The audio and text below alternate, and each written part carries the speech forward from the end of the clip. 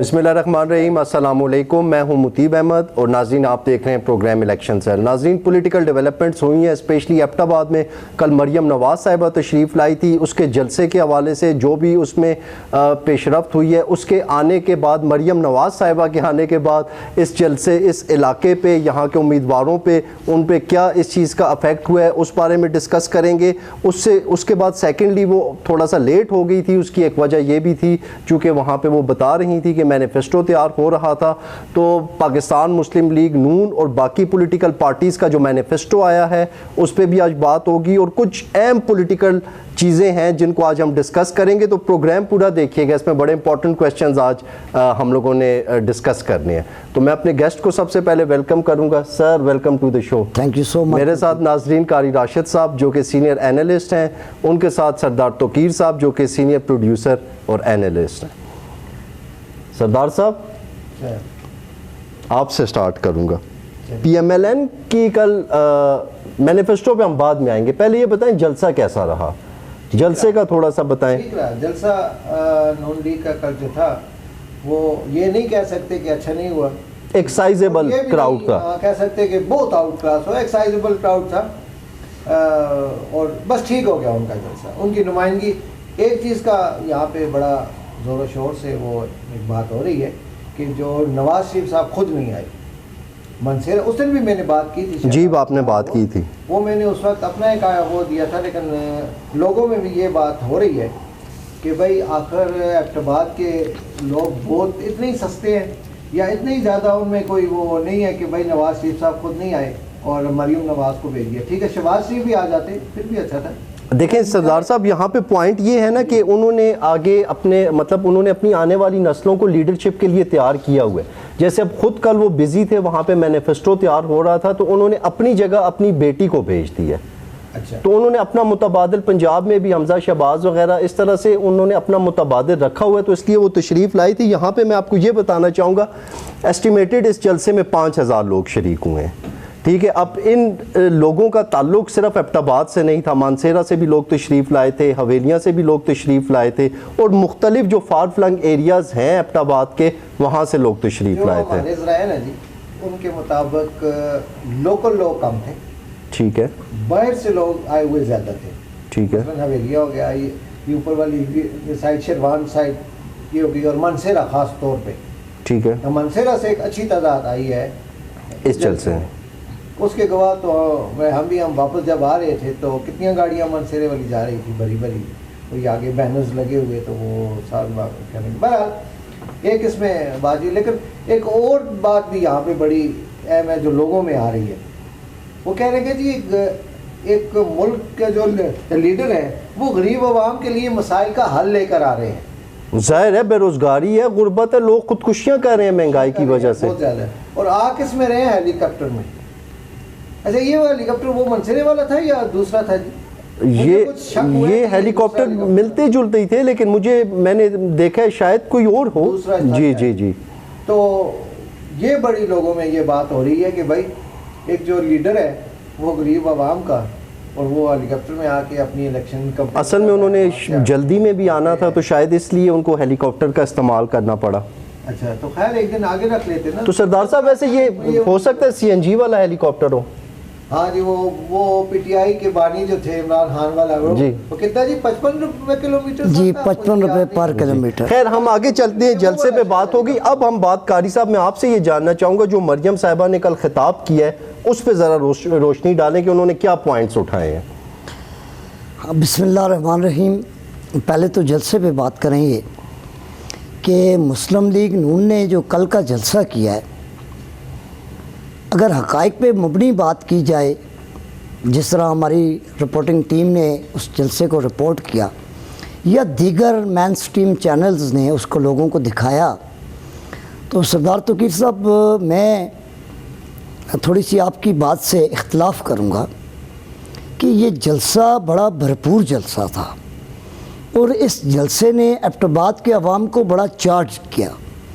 और आप देखें, आपने फरमाया रात को लोड शेडिंग होती थी, आज रात नहीं हुई। जी जी जी, मैं यही बात आपसे कहना चाह रहा हूँ कि इस जलसे के क्राउड के ऊपर जब बात करेंगे तो एबटाबाद ग्राउंड की जो कैपेसिटी थी تو اس گراؤنڈ کے لحاظ سے یہ جلسہ ایک کامیاب جلسہ تھا۔ رہ گئی بات مریم نواز کے خطاب کی، تو یہاں یہ بات قابل غور ہے۔ نہیں سوری، ایک منٹ، آپ کی بات میں کر لوں۔ آپ نے بڑی عجیب سی منطق پیش کر دی ہے جی جی گراؤنڈ کے لحاظ سے۔ جی جی ٹھیک ہے، اب اگر وہ آ جائیں ادھر ہاکی اسٹیڈیم میں آ جائیں، یہاں تھوڑے سے لوگ آئیں، تو آپ کیا کہیں گے؟ گراؤنڈ کے لحاظ سے بڑا چارجبل کراؤڈ تھا۔ دیکھیں ہماری جو پولیٹیکل ہسٹری ہے، اس سے پہلے جناح باغ، اس سے پہلے سردار صاحب جناح باغ میں جلسے ہوتے تھے۔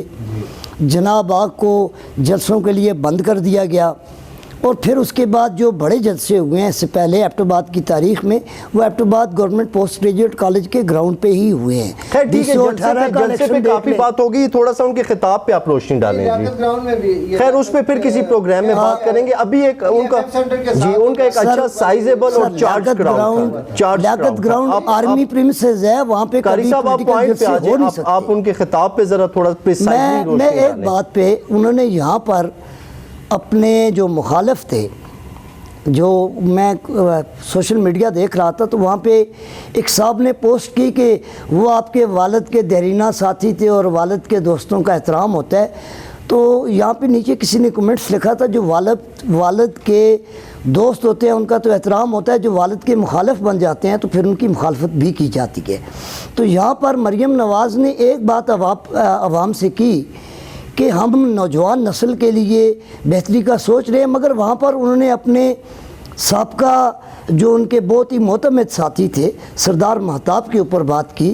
انہوں نے کہا کہ مسلم لیگ نون نے اس شخص کو کون سی عزت ہے جو نہیں دی، وزیر اعلیٰ بنایا، گورنر بنایا، سینیٹر بنایا، ایم این اے بنایا، اور پھر انہوں نے اس کے جواب میں جب مشکل وقت آیا تو مسلم لیگ نون کی پیٹھ میں چھرا گھونپا۔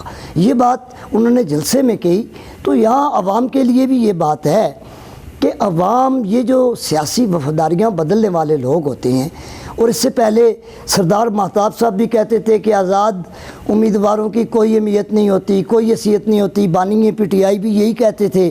تو اب تو وہ سارے آزاد ہی ہو چکے ہیں، مقابلہ پھر بھی پی ٹی آئی اور نون کے درمیان ہوگا، لیکن اس جلسے کی وجہ سے مسلم لیگ نون کو ایج ملا ہے۔ بالکل ٹھیک ہے، اگلے کویشچن کی طرف میں آؤں گا۔ اب مینیفیسٹو پہ بات کرتے ہیں جی۔ انہوں نے کچھ مینیفیسٹو دیا ہے ناظرین، کوئی 40 صفحات پہ مشتمل وہ مینیفیسٹو تھا۔ اس پہ تو بہت سارے پوائنٹس تھے، لیکن اس میں سے جو اہم پوائنٹس ہیں وہ ہم لوگوں نے نوٹ ڈاؤن کیے ہیں اور اس پہ ہم لوگ ڈسکس کریں گے جی۔ سب سے سوری آپ کی بات کاٹ رہا ہوں، اس مینیفیسٹو میں ایون فیلڈ کا بھی ذکر ہے، اس میں رہائش یعنی غریب لوگوں کے لیے جب باہر جائیں۔ نہیں، اس میں جن چیزوں کا ذکر ہے وہ میں آپ سے سٹارٹ کرتا ہوں۔ سب سے پہلی جو انہوں نے بات کی ہے، انہوں نے یہ بولا ہے کہ ہم لوگ قاری صاحب 1 کروڑ نوکری اب حکومت میں آنے کے بعد دیں گے۔ اب یہ نعرہ اور یہ مینیفیسٹو میں یہ پوائنٹ تو کسی اور کا بھی پوائنٹ تھا تو یہ 1 کروڑ نوکری کیسے دی جائے گی؟ کیا اس نعرے کا حقیقت سے کوئی تعلق ہے یا محض ایک نعرہ ہی ہے؟ نہیں، میں تو یہ سمجھتا ہوں کہ 1 کروڑ نوکری ہم نے پہلے بھی دیکھا کہ پی ٹی آئی، بانی پی ٹی آئی جو ہے عمران خان، انہوں نے بھی ایک نعرہ لگایا تھا، مطلب 1 کروڑ ہی نوکری تھی نا سر؟ جی 1 کروڑ نہ 50 لاکھ گھر بھی تھے، 50 لاکھ گھر جی، نوکری 1 کروڑ تھی نا، تو وہ ایک ویسے ہی انہوں نے بھی ایک چھوڑا تھا۔ تو قاری صاحب آپ کو کیا لگتا ہے 1 کروڑ نوکری ملے گی؟ بالکل ہی نقل کر لی۔ دیکھیں، اگر حکمران سنجیدہ ہوں، پاکستان کے اندر بہت پوٹینشل ہے۔ آپ پرائیویٹ سیکٹر کو دیکھیں، ساری نوکریاں پوٹینشل کا تو ہمیں پتہ ہے، لیکن اس نعرے کا حقیقت سے کتنا تعلق ہے؟ کو سیو کر رہے ہیں نا، ان کی بات کو سیو کر رہے ہیں۔ میں یہی کہہ رہا ہوں، جس طرح بانی پی ٹی آئی نے کہا تھا کہ ہم 1 کروڑ نوکریاں دیں گے، 50 لاکھ گھر دیں گے، وہ دیکھیں کچھ نعرے ہوتے ہیں لوگوں کو اپنی طرف اٹریکٹ کرنے کے لیے، مگر یہاں پر میں یہ بات مداری کرتے ہیں، جو ڈگی لے کر وہ سر یہ کرنے کے لیے آج کل دھوکہ ہوا سر 8 فروری تک آپ کو مختلف سیاسی مداری میدان میں نظر آئیں گے، تو یہ سیاسی شعبہ بازیاں ہوتی ہیں، ٹھیک ہے، اگلے پوائنٹ بازیاں ہوتی ہیں۔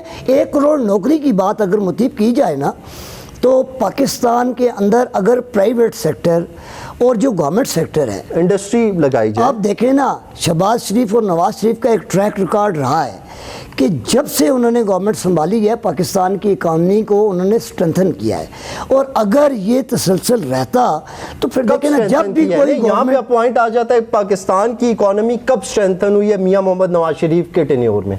جی پاکستان کی اکانومی کو دیکھ لیں نا آپ, نہیں کس ٹینیور میں آپ دیکھیں نا 2018 کے الیکشن کے آپ حکومت کا آپ ٹائم چیک کریں کہ نواز شریف کو کبھی بھی اپنی گورنمنٹ مکمل کرنے کا موقع نہیں. وہ تو ٹھیک ہے لیکن حکومت سٹیبل کب رہی ہے؟ سٹیبل دیکھیں آپ عمران خان کی گورنمنٹ آنے سے پہلے آپ دیکھیں نا ملک کی میں یہی کہہ رہا ہوں کہ سر میں یہی کہہ رہا ہوں کہ جب عمران خان کی گورنمنٹ آئی اس سے پہلے لوگوں کے ذہن میں ہے نا ڈالڈا کس طرح کلو وہ لے رہے تھے, ڈالر کا کیا ریٹ تھا, چینی کا کیا ریٹ تھا, اور جب عمران خان نے معاہدہ کیا تو کیا نہیں ایک منٹ ڈالر کے ریٹ نہیں آپ بات سنیں گے, میری بات مجھے پوری کرنے دیں, آپ سننے کا حوصلہ بھی رکھا کریں. میں آپ کا پوائنٹ آ گیا سر, آپ سننے کا حوصلہ رکھیں. ٹھیک ہے سر میں یہی کہہ رہا ہوں مجھے سر دونوں طرف کا جواب دینا پڑے گا نا. دیکھیں آپ ڈالر کے ریٹ کو دیکھ لیں نا, نواز شریف کے ٹائم میں ڈالر کا کیا ریٹ 104 روپے, تو عمران خان نے جب گورنمنٹ سنبھالی قاری صاحب ایک منٹ سردار ایک منٹ میں سمجھ گیا ہوں. اب مجھے یہ بتائیں کہ پھر نواز شریف کے ٹینیور سے پہلے 2008 سے 2013 تک زرداری کے ٹینیور میں ڈالر کتنے کا تھا؟ مشرف کے دور میں کیا تھا؟ میں یہی کہہ رہا ہوں نا, یہ باتیں پاکستان جب بنا تھا تو تب ڈالر 2 یا 3 روپے کا تھا. پاکستان میں مہنگائی آج کا مسئلہ نہیں ہے, یہ 75 سال کا مسئلہ ہے. 75 سال کا مسئلہ ہے, مگر یہ جو مہنگائی بہت زیادہ بڑی ہے نا, یہ بہت زیادہ بڑی ہے ان پچھلی 2 گورنمنٹس میں بڑی ہے. نہیں یہ پی ڈی ایم کے دور میں سر پی ڈی ایم تو وہی کاٹ رہی تھی نا جو آپ کے دیکھیں پی ڈی ایم تو وہ فصل کاٹ رہی تھی جو بانی پی ٹی آئی بو کے گئے تھے. اچھا اب اس میں پی ٹی آئی پھر وہ کاٹ رہے تھے جو یہ بو کے گئے تھے. جی ظاہر ہے مصنوعی سسٹم ہے نا, مصنوعی مہنگائی ہے. دیکھیں نوٹ چھاپتے ہیں سر, میری بات نوٹ چھاپنے سے سر میری بات سن لینا, میری بات سے افراط زر کی مہنگی ہے. اچھا خیر اگلے پوائنٹ بالکل آپ دیکھیں جب بانی پی ٹی آئی عوام کے پاس گئے تھے 2018 میں تو انہوں نے ایک بہت بڑی واضح بات کی تھی کہ میں خودکشی کر لوں گا, میں آئی ایم ایف کے پاس نہیں جاؤں گا. آپ کو یاد ہوگا. اچھی بات مگر جانا پڑا. کیوں جانا پڑا؟ اس لیے جانا پڑا مجبوری تھی نا, کہ پاکستان کی ہسٹری کو دیکھ لینا, پاکستان کی پوری 75 سال کی ہسٹری. خیر قاری صاحب آپ کا اس پوائنٹ, اگلے پوائنٹ پہ آتے ہیں. مہنگائی کے حساب سے ناظرین پی ایم ایل این کا جو مینیفیسٹو میں پوائنٹ آیا, انہوں نے یہ بولا اس ٹائم جو مہنگائی ہے وہ 40% ہے. انہوں نے یہ کہا ہے کہ ہم اپنے ٹینیور میں آنے کے بعد مہنگائی کو انفلیشن کو 8% کر دیں گے. 46% نہیں ہے مہنگائی, 40% ایک عمومی وہ اس کا سامنے پیکس آ ہے. چلیں 46 کر لیں ٹھیک ہے, لیکن انہوں نے بولا ہم 8% پہ لائیں گے. تو یہ 8% پہ انفلیشن کو کیسے لائیں گے؟ کیا یہ جو ایک پوائنٹ ہے یہ حقیقی پوائنٹ ہے یا یہ بھی محض ایک سیاسی نعرہ ہے؟ سر یہ بھی ایک کارڈ ہے, اس پہ تو میرے خیال میں بولنا ہی فضول ہے, اپنی انرجی ضائع. چلیں قاری صاحب کی رائے لے لیتے ہیں. قاری صاحب آپ کی. دیکھیں میں یہ بات مجھے نہیں آتا, نہیں جادو کسی کو بھی نہیں آتا, لیکن اگر مینجمنٹ سسٹم کو بہتر کیا جائے, اگر پاکستان کے اندر نہ وسائل کی کمی ہے نہ ٹیلنٹ کی کمی ہے, مگر اگر کمی ہے تو واحد اس چیز کی کمی ہے کہ پاکستان کو اچھے حکمران کی ضرورت ہے جو پاکستان کو بحرانوں سے نکال سکے. اب یہ ملک انتقامی سیاست کا متحمل نہیں ہو سکتا. اب یہ تمام سیاسی جماعتوں کو میں یہاں پہ یہ کہوں گا کہ جس طرح بی بی بے نظیر بھٹو اور نواز شریف صاحب نے میثاق جمہوریت سائن کیا تھا, اب جو دیکھیں اب یہ کسی نے بھی نہیں توڑا. ووٹ کو عزت دو, کسی نے بھی نہیں توڑا. ووٹ کو عزت دو کا نعرہ کس کا موجود ہے؟ میں کہہ رہا ہوں کہ بحالی جمہوریت کے بعد پاکستان کے اندر تمام جمہوری گورنمنٹوں کو اپنا ٹینور پورا کرنے کا موقع ملا. میثاق جمہوریت پہ معاہدہ ہوا, اچھا چلو ہے جی مان کے دے, لیکن بات تو سنیں نا. اچھا بات سنیں, وہ بات یہ ہے کہ میں نہ مانوں, آپ نہ مانیں. اچھا نہیں سردار صاحب اگلے پوائنٹ کی طرف آتے ہیں. ایک بڑا اچھا جو مجھے ان کے مینیفیسٹو میں چیز لگی ہے وہ یہ کہ انہوں نے بولا ہے کہ ہم اسٹوڈنٹ یونین کو دوبارہ سے سٹارٹ کریں گے. کیونکہ اصل سیاستدان بنتا ہی انہی یونین سے ہے. تو اس کا ریوائول پہ انہوں نے بات کی ہے قاری صاحب, یہ ایک بڑا ریئلسٹک اور بڑا پریکٹیکل پوائنٹ مجھے لگا. اچھا اس میں آپ بات بتاؤں, دیکھیں اب کتنے عرصے کے بعد یاد آیا ان کو اسٹوڈنٹس یونین, ان کو 13 سے 18 تک یاد نہیں آیا یہ یونینز کا نعرہ. ابھی انہوں نے دیکھا ہے کہ یوتھ کدھر جا رہی ہے, ایک دوسری پارٹی کی طرف منتقل ہو رہی ہے. اچھا یہ یوتھ کو اٹریکٹ کرنے کے لیے, یوتھ کو اٹریکٹ کرنے, اب دیکھیں نا ہم نے بڑے حیران ہوتا ہوں, میں دیکھتا ہوں شہباز شریف صاحب اس دن وہ یونیورسٹی میں گئے ہوئے تھے, بیٹھ کے یونیورسٹی میں اس پہ بات کی تھی ہم نے. بالکل جی آپ بات کی تھی, تو بڑا عجیب سا لگا تھا کہ فرسٹ ٹائم ان کو. آپ کا پوائنٹ آگے قاری صاحب, آپ اسٹوڈنٹ یونین کو کیسے دیکھتے ہیں؟ دیکھیں ہم نے خود اسٹوڈنٹ پالیٹکس کی ہے. نہیں وہ تو ہمیں پتہ ہے, لیکن میں یہاں پہ یہ اپنے ناظرین کو بھی بتانا چاہوں گا کہ اسٹوڈنٹ یونین سے جو لوگ بھی آگے آئے ہیں, آپ اس کی مثال دیکھ لیں, شیخ رشید صاحب ہیں, جاوید ہاشمی صاحب ہیں, لیاقت بلوچ صاحب ہیں, خواجہ سعد رفیق صاحب ہیں, آپ کے مراد سعید ہے, آپ کی علی محمد خان کو دیکھ لیں.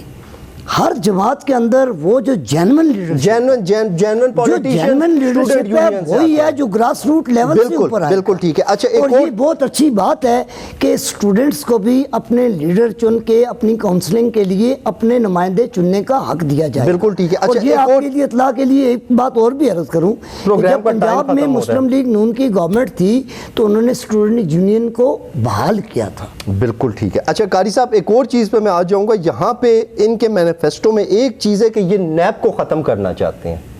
یہ واضح طور پہ لکھا ہوا ہے کہ نیب کو ختم کریں گے, کوئی اور ایسے ادارے بنائیں گے جو کہ فعال ہو. تو نیب کو ختم کرنے کا یہاں پہ کیا مقصد ہے؟ دیکھیے نیب آپ مجھ سے پوچھیں. جی آپ پہلے دے دیں, بس چھوٹا سا اس پہ جواب آنا چاہیے, پروگرام کا وقت بالکل ختم ہو رہا ہے. آپ نے تو نقطہ ایسا رکھتی ہے کہ چھوٹا سا جواب بس دریا کو کوزے میں بند کر لیں. سر جی حضرت عمر رضی اللہ تعالیٰ عنہ سے سوال ہو گیا تھا دوسری چادر کدھر سے آئی ہے. تو اس دن میں نے کیپ کی بات کی تھی تو قاری صاحب کہہ رہے تھے یہ ریلیونٹ کویسچن نہیں ہے. ہم اپنی زبان میں کہتے ہیں نا پاک جلنا تو ہمارنا, وہ تو ہم مار گئے تھے نا. لیکن میں یہ کہتا ہوں کہ جب ان سے سوال ہو سکتا عمر رضی اللہ تعالیٰ عنہ سے سوال ہو سکتا ہے کہ دوسری چادر کدھر سے آئی ہے, ٹھیک ہے, تو انہوں نے تو مذاق بنایا. اچھا ویسے اس میں اگر تھوڑا سا پریکٹیکلی بات کیا جائے, نیب کی پرفارمنس بڑی کویسچنیبل ہے. مجھے ابھی تک میرے سامنے کوئی ایسی ان کی مطلب سزا اور جزا کا سسٹم نہیں آیا. اس کو موسٹلی جو ہے وکٹمائزیشن کے لیے یوز کیا جاتا ہے, یہ میاں صاحب خود بھی کہہ چکے ہیں. تو ہو سکتا ہے کہ اس وجہ سے یہ بھی ایک پوائنٹ ہے نا. نہیں مجھے یہ جرد ہے, دوسرا جو ادارہ بنائیں گے اس میں آسمان سے فرشتے آ کے ادھر اپوائنٹ ہوں گے, وہ بھی تو یہی لوگ ہوں گے. اچھا بالکل ٹھیک ہے, بالکل ٹھیک ہے. ناظرین میں اس پہ بات کرنا چاہوں گا کہ بیسیکلی نیب پولیٹیکل انجینئرنگ کے لیے استعمال ہوئی ہے. نیب نے کون سے ان مافیا کے ایجنٹوں کو کیفر کردار تک پہنچایا, کون سی منی لانڈرنگ روکی, نیب نے کون سی ایسی کرپشن کے میگا کلپریٹس کو پکڑا.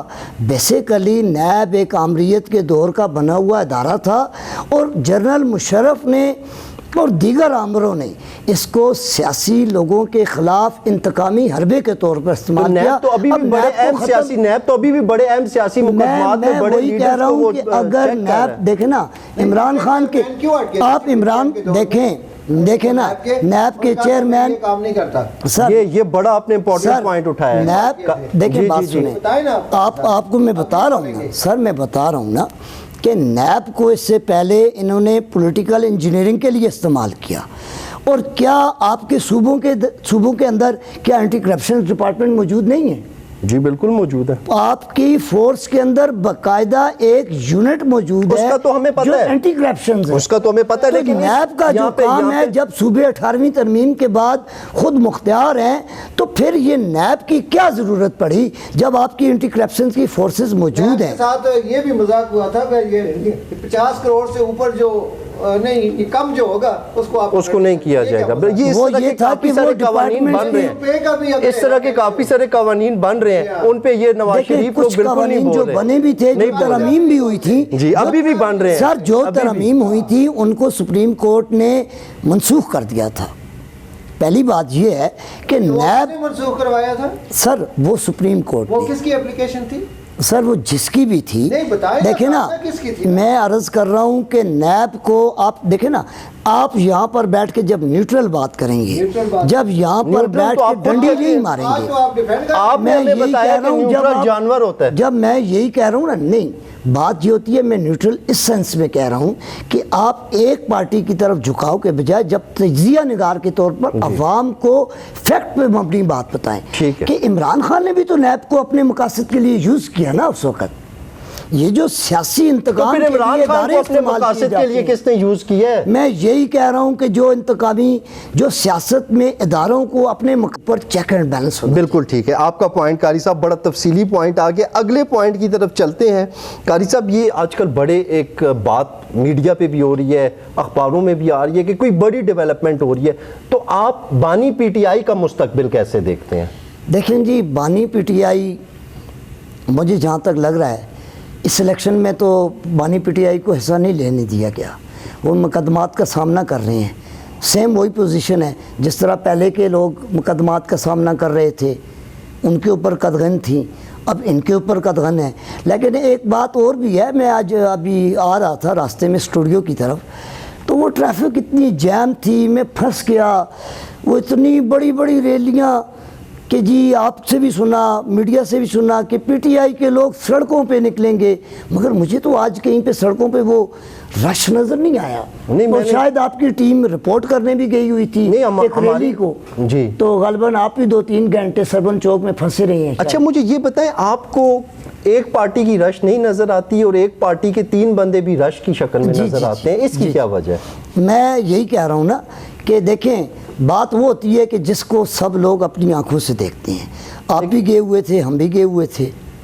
جو رش آپ نے آج دیکھی, نہیں میں تو ابھی ہماری ٹیم گئی ہوئی ہے, میں نہیں گیا ہوا. سر میں عرض کر رہا ہوں نا, ایک اور بات مجھے یہ اصل میں سردار صاحب یہ آپ کی طرف ان کا اشارہ تھا, اور یہ بڑا انہوں نے آپ پہ تابڑ توڑ قسم کا حملہ کیا ہے, اس کا پراپر جواب آپ کو دینا چاہیے. جی جی جی, میں اتنی جرت کہاں جی کہ میں نہیں, مطلب ہے کہ ایک انہوں نے بہت قابل احترام محترم ہے, لیکن یہ ڈیفینڈ کر رہے ہیں پی جے اس کو, نون لیگ کو, اچھی بات ہے, اپنا اپنا دیکھیں جی ہر بندے کی ایک اپنی اوپینین ہے نا. رات ہمارے ملک میں جمہوریت ہے, جب ہم وزٹ کرتے ہیں نا جی, مجھے ایک بات کی سمجھ نہیں آ رہی جی جی کہ ان کے الیکشن آفیسز میں یہ کھانے لگے ہوئے ہیں. جی جی, آلو گوشت چل رہا ہے, لنگر چل رہا ہے, پورا لنگر چل رہا ہے, 20 جاتے ہیں 20 آتے ہیں. خدمت کے لیے تم کس لیے ان کو کھانا کھلاتے؟ سر یہ آپ نے بہت امپورٹنٹ نقطہ اٹھایا ہے قاری صاحب, آپ اس چیز پہ روشنی ڈالیں کہ جس ٹائم بھی الیکشن آتے ہیں تو یہ جو لنگر چلنے لگ جاتے ہیں, دعوتیں چلنی, تو جو بندہ کے آفیسز سمیت جماعت اسلامی کے تو جو بندہ اس طرح کی دعوتیں کھانے دے رہے ہیں اتنے ایکسپینسو, یہ کیوں کر رہے ہیں؟ سردار صاحب کا بڑا امپورٹنٹ کویسچن ہے, کیا یہ لوگوں کے مفادات کے لیے کھلا رہے ہیں یا اس کی کیا وجہ ہے؟ ہم نے اپنے پچھلے پروگرام میں بھی یہ بات کی تھی کہ یہ جو الیکشن سے پہلے آپ یوں سمجھ لیں نا کہ الیکشن واسطے انہیں الیکشن تو پہلے سارے, میں وہ جملہ نہیں استعمال کرنا چاہتا, لیکن اس کے بعد یہ کسی کو بیٹا بھی نہیں مانتے. الیکشن کی آپ پرچی جب ڈال دیتے ہیں نا تو یہ سیاسی لوگ نہ ہی آپ کو یہ لنگر خانے نظر آئیں گے, نہ ہی یہ دعوتیں نظر آئیں گی, پھر ان کو ڈھونڈنا پڑے گا آپ کو. اچھا اس کا مطلب ہے کہ اس میں پولیٹیشینز کا اپنا مفاد ہے, آپ یہ کہنا چاہ رہے ہیں عوام کے مفاد کے لیے کوئی بھی نہیں؟ یہ دیکھیں نا, ایک بات یہ ہے کہ اگر اور یاد آ گئی جی, چلیں ایک بات اور یاد بڑی زبردست آپ سے میں پوچھوں گا, جی جی آپ سے بھی پوچھوں گا پلیز. بلاول کی ایک بات بڑی زبردست مجھے اچھی لگی ہے. دیکھیں نا جس نے اچھی بات کی ہے اس کو آدمی اپریشیٹ کرے. انہوں نے زبردست ایک بات کی ہے, تو انہوں نے مناظرے کا چیلنج دے دیا نواز شریف. جی جی, اور میرے خیال میں نواز شریف 3 بار کے وزیر اعظم ہیں, ان کو تو چیلنج ایک دم قبول کر کے آنا چاہیے تھا. ٹی وی سارے لائیو براڈ کاسٹ ہو, اسٹوڈیوز میں بیٹھے لائیو سامنے مناظرہ ہو, تو کیا اس پروگرام کا وقت ختم ہو گیا. ناظرین پروگرام کا وقت ختم ہو گیا. ناظرین اس پہ پروگرام کا وقت ختم ہو گیا. اس کے پارٹ 2 میں یہ گفتگو یہیں سے سٹارٹ ہوگی. اجازت دیجیے, اللہ حافظ.